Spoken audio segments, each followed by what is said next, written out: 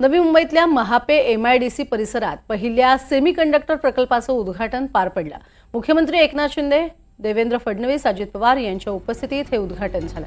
त्यासोबतच सचिन तेंडुलकर आणि उद्योग मंत्री उदय सामंत यांची देखील इथे उपस्थिती पाहायला मिळाली।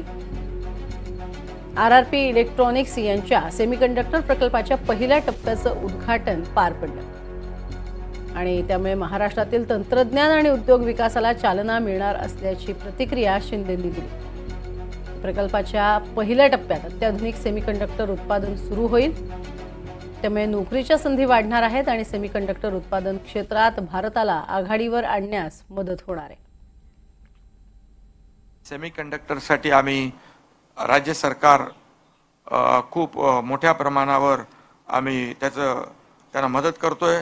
आपल्याकडे स्टार्टअप आहे, त्यालाही आपण प्रमोट केलेलं आहे आणि उद्योगांना स्पेसिफिक सगळ्यांना स्पेशली या ठिकाणी खूप मोठ्या प्रमाणावर आपण मदत करतोय। आणि म्हणून ये चिप जो है आजकल इस छोटी सी चिप के सिवा पत्ता भी नहीं हिलता है आणि तुम्ही ते हलवण्याचा प्रयत्न केलेला आहे।